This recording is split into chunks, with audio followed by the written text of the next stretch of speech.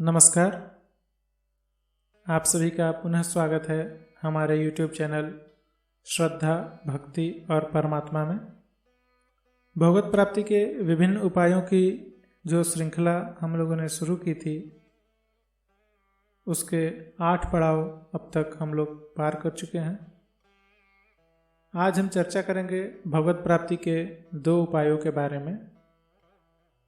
2 बातन को भूल मत, जो चाहे कल्याण, नारायण इक मौत को, दूजे श्री भगवान। मृत्यु की याद।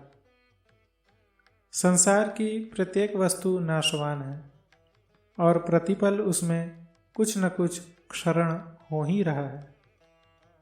जो उत्पन्न हुआ है उसका नाश अवश्यंभावी है।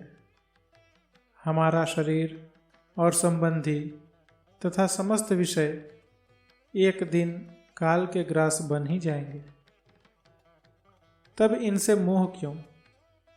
इतना प्रपंच किस लिए?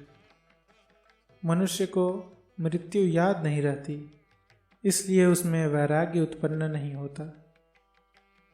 महाभारत के वन पर्व में युधिष्ठिर जी ने यक्ष जी से कहा, अहन्यहनि भूतानि गच्छन्ति यमालयम शेषाः स्थिरत्वमिच्छन्ति किमाश्चर्यमतः परम।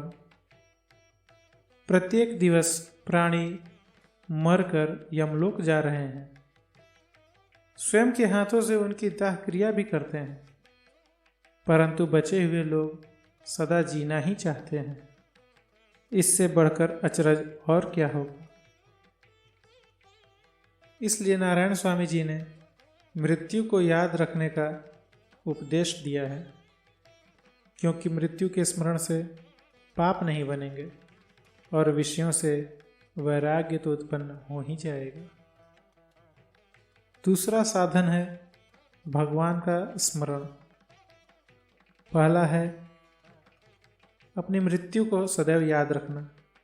इस क्षणभंगुर शरीर का कब नाश हो जाए इसका कुछ पता नहीं, और अगर ऐसा है तो क्यों ना प्रतिपल भगवान का स्मरण किया जाए, क्योंकि अंतमति सो गति, ये हम सभी जानते हैं।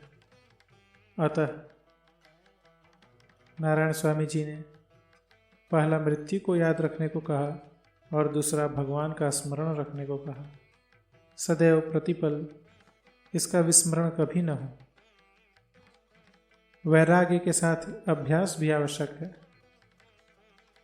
भगवान ने अभ्यास और वैराग्य दोनों के संपादन से ही मन का निरोध बतलाया है। मृत्यु के स्मरण से वैराग्य तो हो ही जाएगा, परंतु आनंद नहीं मिलेगा। इसलिए भगवान का स्मरण उस शून्य को भरकर सत चित आनंद, जो स्वयं भगवान सच्चिदानंद है, वही सारे संसार में भगवान के रूप में व्याप्त हैं, उनकी लीला से हृदय प्रफुल्लित हो उठेगा। वही परमानंद और परम चेतन तथा ज्ञान स्वरूप हैं। निरंतर उनका स्मरण करने से सब पापों का नाश और मन के भगवताकार हो जाने पर अनायास ही मोक्ष की प्राप्ति हो जाती है। धन्य है वो संत जो हमें इस तरह के मार्ग सुझाते हैं।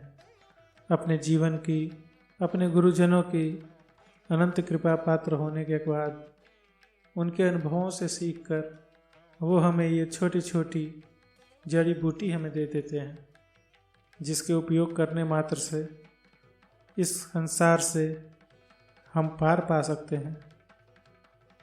उन सभी के चरणों में साष्टांग दंडवत है। हमारा आज का विषय भगवत प्राप्ति के 2 उपाय यहीं संपन्न होता है। अगले अंक में हम चर्चा करेंगे भगवत प्राप्ति के एकमात्र उपाय जो स्वयं श्री भगवान ने ही बताया है। तब तक के लिए सभी का कल्याण हो। जय श्रीमन नारायण, जय श्री सीताराम, जय श्री राधे श्याम।